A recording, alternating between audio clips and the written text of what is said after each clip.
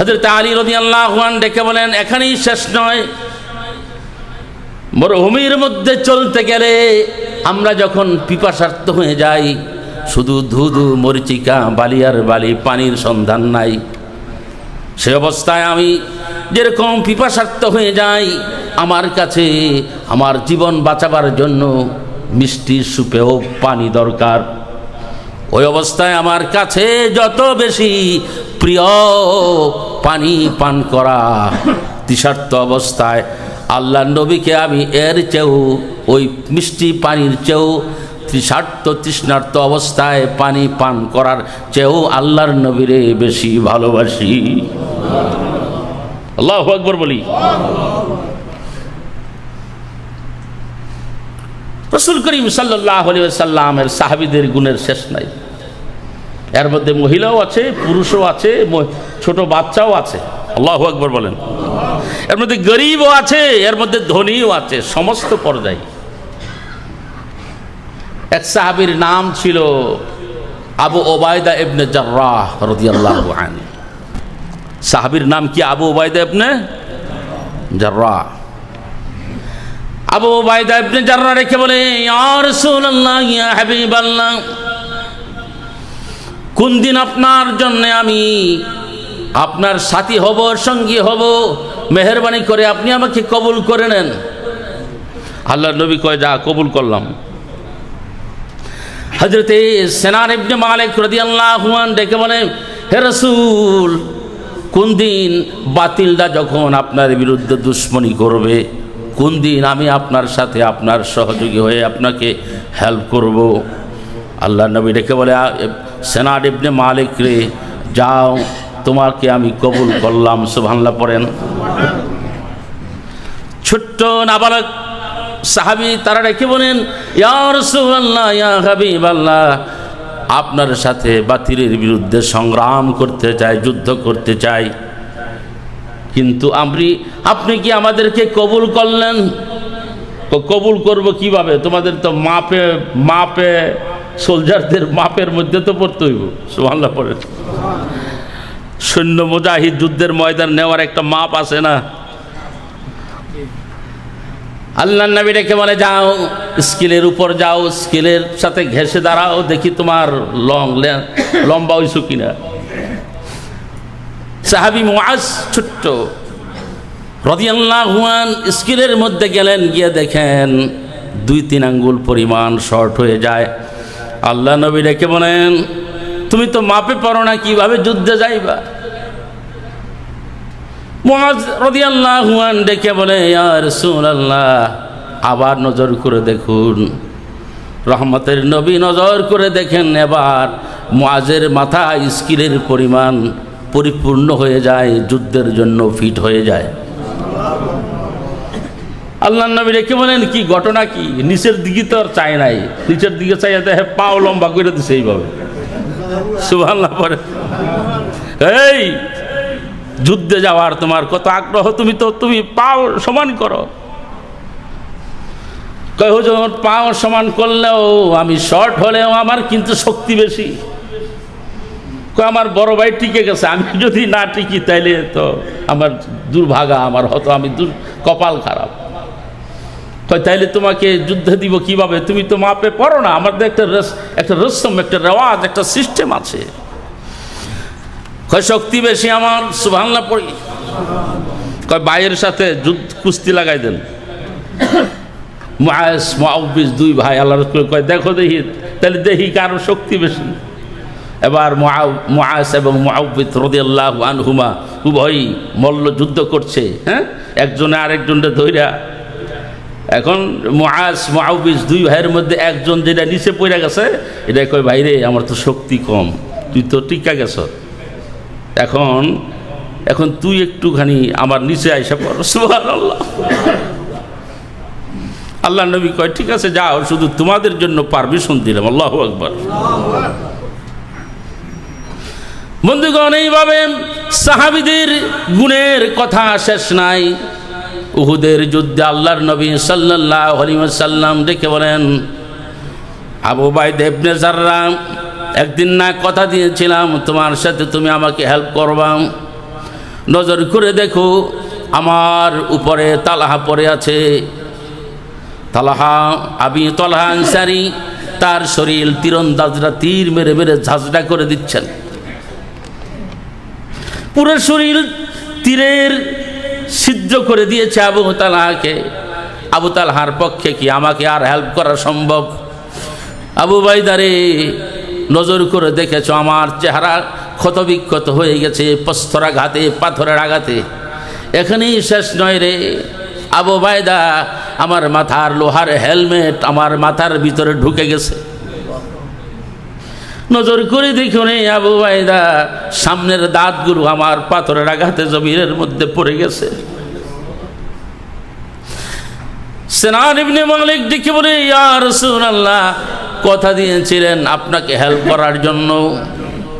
আমি মনে করি আপনার যেই রক্ত উহুদের পাহাড়ের পাদদেশে পড়ছে, এই রক্তগুলো যদি জমিনের মধ্যে পড়ে যায়, আল্লাহ তাআলা নাকশ হয়ে যাবেন, এই জমিনের মধ্যে ভূকম্পন হবেন, আল্লাহ তাআলা গজব নাজিল করবেন।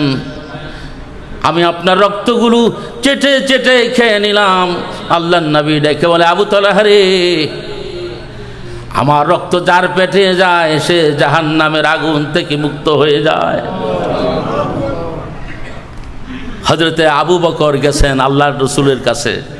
ইয়া রাসূলুল্লাহ, বলছে কি? কয় আপনার মাথার ভিতরে যেই হেলমেট ঢুকে গেছে, আপনি আমাকে অনুমতি দেন আপনার এই হেলমেটটা আপনার মাথা থেকে দাঁত দিয়ে কামড়ে একটু উঠাই দিই। আল্লাহর নবী রেখে বলে, আবু বকর যাও, পারমিশন দিলাম। শিরস্থানের লোহার কড়া আমার মাথায় ঢুকে গেছে, ব্যথায় বড় কষ্ট হচ্ছে। আবু বকর, যদি পারো এই কড়া বের করে দাও। হযরত আবু বকর রাদিয়াল্লাহু আনহু দাঁত দিয়ে কামড় দিয়ে টানে, কিন্তু লোহার কড়া মাথা থেকে বের হয় না। আবু বাইদের কি বলে, ও আবু বকর, কাজ হবে না। রহমতের নবী আমার সাথে কথা দিয়েছিলেন একদিন হেল্প করব। আপনি আমাকে অনুমতি দেন, দেখবেন আমি কিভাবে কামড় দিয়ে রহমতের নবীর মাথা থেকে আমি এই লোহার কড়া উঠাই দেই। আবু বকর, আমাকে আপনি অনুমতি দেন। হযরত আবু বাইদা রাদিয়াল্লাহু আনহু লোহার কড়া কামড় দিয়ে টানে, কিন্তু ওঠে না। হঠাৎ করে এমন জোরে টান দিলেন, রহমতের নবীর মাথার থেকে কড়া বের হয়ে গেছে। কিন্তু নজর করে দেখে আবু বাইদার সামনের দাঁত ভেঙে জমিনের মধ্যে পড়ে গেছে। এই কথাগুলি বলার মানে হলো যে সাহাবীরা আল্লাহর নবীকে কিভাবে হেল্প করেছেন। সুবহানাল্লাহ। নবী কা কদর জানে সাহাবী, নবীর কদর বুঝতে পেরেছে কারা? সাহাবী আজমাইন রাদিয়াল্লাহু আনহু।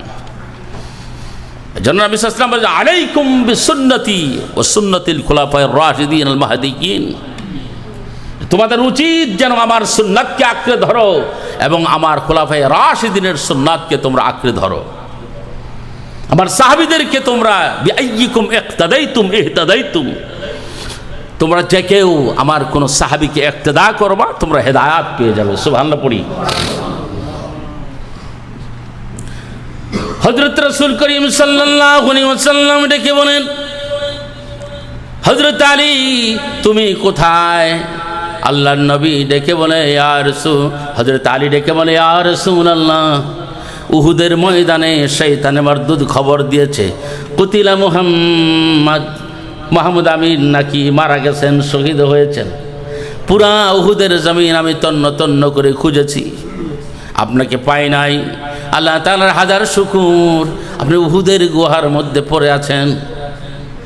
আল্লাহর নবী ডেকে বলে, আলী রে, এখন তো যুদ্ধ শেষ হয়ে গেছে, আমার সাহাবীরা শাহাদাত বরণ করেছেন, এখন আমি তো একটুখানি লোকালয়ে আসতে চাই। সুবহানাল্লাহ পড়ি। আল্লাহর নবী ডেকে বলে, আলী কিভাবে আমি লোকালয়ে যাব? আমি তো হাঁটতে পারি না, আমার রক্ত পরে তো প্রায় আমি রক্ত শূন্য হয়ে গেছি। হযরত আলী ডেকে বলে, ইয়া রাসূলুল্লাহ, আমি ঘোড়ার মতো হয়ে গেলাম, আমার পিছনে আপনি উঠুন। আপনাকে হামাগুড়ি দিতে দিতে দিতে দিতে লোকালয়ে নিয়ে গেলাম। আবার মহিলাগুলো আসতেছেন দল বেঁধে, ডেকে বলে ইয়া রাসূলুল্লাহ, পুরা উহুদের ময়দান খবর হয়ে গেছে, আপনি নাকি শহীদ হয়ে গেছেন। আমাদের দুধের বাচ্চা দুগ্ধস্তন পান করা বন্ধ করে দিয়েছে, আপনি নাকি শহীদ হয়ে গেছেন। আল্লাহ তাআলার কি হাজার শুকর আদায় করব, আল্লাহ তাআলা আপনাকে জিন্দা রেখেছেন। সুবহানাল্লাহ পড়ে। এক মহিলা ডেকে বলে ইয়া রাসূলুল্লাহ, আমি খবর পেলাম আমার স্বামী নাকি শাহাদাত বরণ করেছে। আরেক সাহাবী কয় তোমার পুত্র শাহাদাত বরণ করেছে। আরেক সাহাবী বলেন তোমার বাবা শাহাদাত বরণ করেছে। এবার মহিলা সাহাবী ডেকে বলে আমার স্বামী শহীদ হয়ে গেছে, আমার পুত্র শহীদ হয়ে গেছে, আমার বাবা শহীদ হয়ে গেছে। আল্লাহ তাআলার হাজার শুকর আদায় করি, রাহমাতুল লিল আলামিনকে আল্লাহ তাআলা জীবিত রেখেছেন। আল্লাহু আকবার বলি। এই হলো সাহাবীদের আত্মত্যাগ। এজন্য রাসূল করিম সাল্লাল্লাহু আলাইহি ওয়াসাল্লাম চমৎকার বলেছেন, যারা আমার সুন্নাহকে ফলো করবেন, আমার সুন্নাহকে যারা মহব্বত করলেন, তারা রিয়েলি আমি নবীকে মহব্বত করলেন। এই রক্তমাখা সুন্নাত, এই রক্তমাখা দ্বীন ইসলাম, এই রক্তমাখা সালাত, সিয়াম, কিয়াম, সাদাকাত, হজ কি আমরা যদি আমাদের জীবনে না আনি, এই রক্তমাখা ইসলামিক এডুকেশন আমাদের জীবনে বাস্তবায়ন করতে হবে। এটাই হলো শিক্ষা। কারবালার জমিনে হযরত হুসাইন রাদিয়াল্লাহু আনহু কম্প্রোমাইজ করে নাই, বাতিলের বিরুদ্ধে জিহাদ করতে করতে কারবালার ময়দানে শহীদ হয়ে গেছেন। এটাই আমি বলতে চাই যে রাসূল করিম ইসলামের সুন্নাহকে প্রতিষ্ঠিত করতে গিয়ে সাহাবে আজমাইন কত কষ্ট করেছেন। এখন আমাদের দায়িত্ব কি? আমাদের দায়িত্ব হলো আমরা কোরআন মাজিদকে শুদ্ধ করে শিখব, খুব ভালো করে শিখি কথাটা। এটা যদিও মামুলি মনে হয়, এটা মামুলি নয়। কোরআন মাজিদকে শুদ্ধ করে নিজে শিখব এবং বাচ্চাদেরকে শিখাবো।